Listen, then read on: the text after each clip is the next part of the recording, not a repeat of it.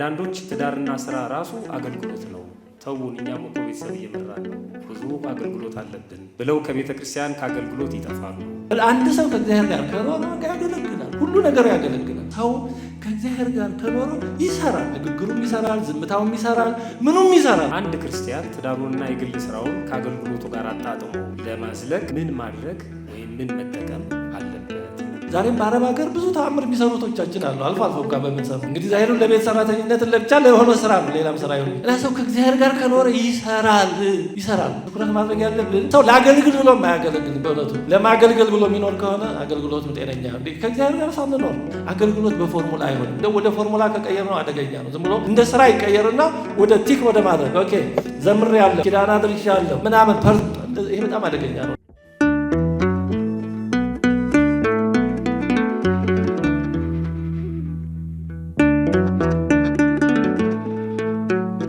እንደ ቤተክርስቲያን ልጅነታችን በአገልግሎት መትጋታችን ግዴታ ነው። አገልግሎት በልጅነትና በወጣትነት መልካም ይሆንና በእድሜና በአስተሳሰብ ከፍ እያለ ስንመጣ ማለትም እንግዲህ እንደ ጎልማሳ ክፍሉ ማለት ነው፣ በትዳር በግል ስራ ቤተሰብ በማስተዳደር ስንጠመድ ቀዝቀዝ እያለ ይመጣል። አንዳንዶች ትዳርና ስራ ራሱ አገልግሎት ነው፣ ተውን እኛም እኮ ቤተሰብ እየመራን ነው፣ ብዙ አገልግሎት አለብን ብለው ከቤተ ክርስቲያን ከአገልግሎት ይጠፋሉ። አንድ ክርስቲያን ትዳሩንና የግል ስራውን ከአገልግሎቱ ጋር አጣጥሞ ለማዝለቅ ምን ማድረግ ወይም ምን መጠቀም አለበት ይላል። በጣም ይሄን ባጭሩ ለመመለስ ሞክር። ከእግዚአብሔር ጋር መኖር ነው። ሰው ከእግዚአብሔር ጋር ከኖረ ራሱ እግዚአብሔር ይመራዋል እንጂ ይሄ ህይወት በፎርሙላ አይመራም። አንዳንዴ ይሄ አገልግሎት በቃ ልክ እንደ ምንድነው እንደዚህ ድሮ ምንድነው ዘመቻ መምሪያ ወይም ደግሞ የተመረቁትን መዳቢ እንደዚህ አይነት በኮማንዲንግ ሴንተር አይነት አይሆንም። እንደዛም ይሆኑ ይኖራሉ። ስምሪት የሚፈልጉ አገልግሎቶች አሉ። ግን አሁን የወል ስለሆነ ማለት ነው እያንዳንዱ ክርስቲያን በየግሉ በሰፈርም በመንደርም በቤተሰብ የምናደርገው ነገር እግዚአብሔር እንደ ጊዜ ግብሩ ነው የሚመራን እንደ አስፈላጊነቱ። ስለዚህ ሰው ከእግዚአብሔር ጋር ከኖረ እግዚአብሔር ያሰማራል። የታወቀ ነገር እግዚአብሔር ልጆቹን ያሰማራል። በጎቹ በጎቼ ድምፄን ይሰማሉ፣ ይገባሉ፣ ይወጣሉ፣ መሰማሪያም ያገኛሉ ብሎ ያሰማራናል። ስለዚህ ከእግዚአብሔር ጋር መኖር ነው በቃ ትልቁ ፎርሙላ፣ ከእግዚአብሔር ጋር መኖር። አገልግሎት ከእግዚአብሔር ጋር ከመኖር ነው የሚመጣው። ሰው ከእግዚአብሔር ጋር ከኖረ በቃ የሆነ ነገሩ ያገለግላል፣ ዝም ቢል ያገለግላል። አገልግሎት በመናገርም በምንም ብቻ አለ። ከእግዚአብሔር ጋር የኖረ ሰው ያገለግላል። በቃ ሕያው ነዋ። አሁን ሰውነታችን ጤና ከሆነ እግርም መንቀሳቀሱን አይተውማ። አንድ ፖዚሽን ላይ ዝም ብሎ ጤነኛ ከሆነ ተፈጥሯዊ ነው በቃ መንቀሳቀስ፣ እግር መነሳት ማለት እጅም መጎራጨት መንቀሳቀሱ ተፈጥሯዊ ነው እንጂ እንዲህ አድርግ ወደ ቀኝ ወደ ግራ ተብሎ እኮ አይቻልም ማለት። ስለዚህ አንድ ሰው ከእግዚአብሔር ጋር ከኖረ በቃ ያገለግላል፣ ሁሉ ነገር ያገለግላል። ነጋዴ ቢሆን ያገለግላል፣ ገበሬ ቢሆን፣ ኢንቨስተር ቢሆን፣ ፖለቲከኛ ቢሆን፣ ባለስልጣን ቢሆን፣ ምንም ቢሆን ያገለግላል።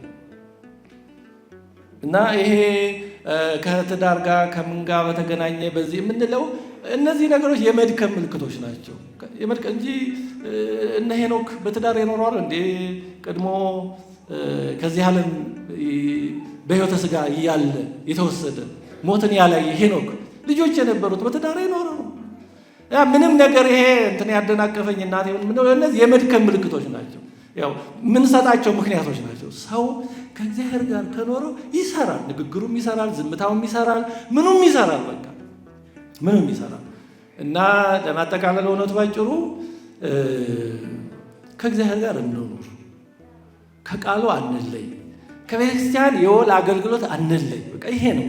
ከዚህ ካልተለየን በየትኛው እንሰማራ፣ እንዘምር፣ እናስተባበር፣ ምን እንበል፣ ጊዜው ይመራናል። ጉዳዩ እንደ ጊዜ ግብሩ እግዚአብሔር ይመራናል። እግዚአብሔር ቀስ እያደረገ ነው የሚመራው። እሱ ለእሱ እንተውለት እና እንዲህ ባለ ነገር ብናስበው ጥሩ ነው በእውነቱ። ጀስት ከእንዲህ አንዳንዴ በጣም ሁሉ ነገር በታቀደ መልኩ ብቻ አይደለም የሚሄደው። እንደው ወደዛ ዝርዝር አልገባም እንጂ አሁን በቤተክርስቲያን ታሪክም በመጽሐፍትም እዚህ ግባ በሰው ሰውኛ ደረጃ ማለት ነው ለዚህ ይውላሉ ያልተባሉ ሰዎች በጣም ብዙ ተአምር ሰርተዋል። በቤተክርስቲያን ታሪክ ጆርጂያ የምትባለውን ሀገር ዛሬ ከሩሲያ ደቡብ ያለች ትንሽ ሀገር ናት። ጆርጂያ እንዳለ ያችን ሀገር የቀየረቻት አንዲት ሴት ናት። ምርኮኛ ሴት ነች። በምርኮ የተወሰደች ሴት፣ ምርኮኛ ሴት፣ በጣም ጸሎተኛ፣ በጣም የተቀደሰች ነበረች። በኋላ የንጉሱና የንግስቲቱ ልጅ ታመመ፣ ሞተ። እሷ በጸሎቷ አዳነችው፣ አስነሳችው፣ እግዚአብሔር አስነሳላት። በዚህ በጣም ሲያደንቁ እንደገና ንጉሱ ወደ አደን ሄደ እና በአደን ቦታ ያለ ቀኑም ሌሊቱም ተደባለቀበት፣ በቃ ጨለማ ሆነ። በዚህ ጊዜ ልጁን ያስነሳችለትን አሰበ። የዛች የቤቴ አገልጋይ አምላክ አስበኝ እባክህ፣ ከዚህ ካወጣኸኝ በቃ እውነትም አምላኳ ሃይማኖቷ ትክክል ነው ማለት ነው፣ እጠመቃለሁ አለ። ያንን መከራ ራቀለት። ሲመለስ እሱ ከነሚስቱ ከነንግስቲቱ ተጠምቆ እነሱ ሐዋርያት ሆነው መላ ሀገሪቱ ጆርጂያ እንዳለ በይፋ በአንድ ጊዜ ነው የተጠመቀችው። ቤተክርስቲያን አሰሪ ሆኑ።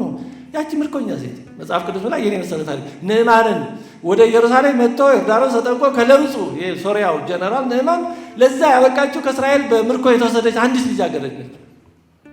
ዛሬም በአረብ ሀገር ብዙ ተአምር የሚሰሩ እህቶቻችን አሉ። አልፎ አልፎ እንኳን በምንሰማው እንግዲህ ዛሬም ለቤት ሰራተኝነት ለብቻ ለሆነ ስራ ነው፣ ሌላም ስራ ይሆን ይችላል። እና ሰው ከእግዚአብሔር ጋር ከኖረ ይሰራል። እና ትኩረት ማድረግ ያለብን ሰው ለአገልግል ብሎ የማያገለግል በእውነቱ ሰው ለማገልገል ብሎ የሚኖር ከሆነ አገልግሎቱም ጤነኛ ከእግዚአብሔር ጋር ሳንኖር ጌታችንም ሐዋርያቱን ከመላኩ በፊት መጀመሪያ ያደረገው ጠርቶ ከሱ ጋር ነው ያኖራቸው። ስለዚህ ከሁሉም በፊት ከእግዚአብሔር ጋር መኖር፣ ሰው ከእግዚአብሔር ጋር ከኖረ ቆሞ ማስቀደሱም ኪዳን ማድረሱም በራሱ ትልቅ አገልግሎት ሊሆን ይችላል። አገልግሎት ዘርፉ ብዙ ነው። ጸጋን መለየትም ሁሉ ያስፈልጋል እና ወደዛ ዝርዝር ላለመግባት ጊዜያችንን ስለጨረስን እውነትን ለመናገር ትኩረት ማድረግ ያለብን ከእግዚአብሔር ጋር ከመኖሩ ላይ ህይወት ነው። እኛ ከእግዚአብሔር ጋር ከኖር የሆነ ነገራችን መስራቱ አይቀርም። አንድ የቅርብ ጊዜ ቅዱስ ምን ብሏል? if you acquire the peace of God, thousands around you will get salvation. አንተ በውስጥ የእግዚአብሔር ሰላም ካለ ማለት ከእግዚአብሔር ጋር ከሆንክ ማለት ነው። ውስጥ እግዚአብሔር ካለ በዙሪያ ያሉ ብዙ ሰዎች እግዚአብሔርን ያገኛሉ። በነገራችን ላይ በጣም በተረጋጉ ረድኤተ እግዚአብሔር ባላቸው ሰዎች ተምረው የሚመለሱ ሰዎች አሉ። የሆነ ሀገር እንደዛ ገጥሞኛል። ከኢትዮጵያ ውጭ የሆነ ሀገር በቃ ስራ ቦታ በጣም ጥሩ የሆኑ ክርስቲያኖችን ኦርቶዶክሳውያን በጣም የተረጋጉ እንደዚህ ሲያዩ እነዚህ አቴስት የሆኑት በጣም የሚጨነቁት በብዙ ነገር ውስጥ ያሉ እንጂ ምንድን ነው ይሄ መረጋጋት፣ ይሄ ከጭንቀት ነፃ መሆን ምክንያቱ ምንድን ነው ብለው እየጠየቁን የሚመለሱ አሉ። እና ሰው ከእግዚአብሔር ጋር ከሆነ እግዚአብሔር በአገልግሎቱ ያሰማራዋል። እና አገልግሎት በፎርሙላ አይሆንም። እንደው ወደ ፎርሙላ ከቀየር ነው አደገኛ ነው። ዝም ብሎ ወደ ሩቲንነት እንደ ስራ ይቀየርና ወደ ቲክ ወደ ማድረግ ኦኬ ዘምሬያለሁ፣ ኪዳን አድርሻለሁ ምናምን ይሄ በጣም አደገኛ ነው። እንዴ በጣም ነው ሚና ሊሆን አደገኛ ነገር ነው። እንደዛ አይደለም። እና ከእግዚአብሔር ጋር ለመኖር ጥረት እናድርግ። ከእሱ ጋር ከኖር የሆነ ነገራችን በሆነ ጊዜ ይሰራል። እንዲሁ ስሞች ጫማ ሰፊውን ቢያንስ እናስታውሰው። አሁን ሊስትሮ ማለት ነው በዘመናችን አገላለጽ ወይ ጫማ ሰፊ። አሁን እሱ ያን ተአምር ይሰራል ብሎ ከእግዚአብሔር በቀር ማን ያውቃል? ያን ከባድ አጣብቂኝ እንግዲህ ያሳለፈው ያ ጫማ ሰፊ ነው። እግዚአብሔር ነው ያውቃል። ቤታችን ጠርታ ያ ፈተና። ስለዚህ እኛ ምንም ብለን በእኛ መቼም እኮ እንደ ሰው እኮ ደካማ ነገር የለም። እኛ ምንም ሳንሆን ሰው ደግሞ እንዳቅማችን እኮ ግን እንደዛ ያለ ሰው ምን እንደሚሰራ እናውቀው። ማን የትኛውን ፈተና እንደሚያሳልፍ፣ ማን ምኑን አገልግሎት፣ ማን ምኑን አይነት ወንዝ እንደሚያሻግር አናውቀው። ሰው ከእግዚአብሔር ጋር ከኖረ የሆነ ጊዜ ያለው ቦታ ዝም ብሎ ከእግዚአብሔር ጋር መኖር ነው። እግዚአብሔር በጊዜው ጊዜ ያሰማራል። እግዚአብሔር በሚጠቅመን መንገድ ያሰማራል። ዋናው ግን ሁልጊዜም ከእሱ ጋር ያኑረን። ቃለ ሕይወት ያሰማልን። ረጅም ዕድሜ ከጤና ጋር ያድልን። አገልግሎት ማለት ከእግዚአብሔር ጋር መኖር፣ የእግዚአብሔርን ቃል ዕለት ዕለት መስማት ነው።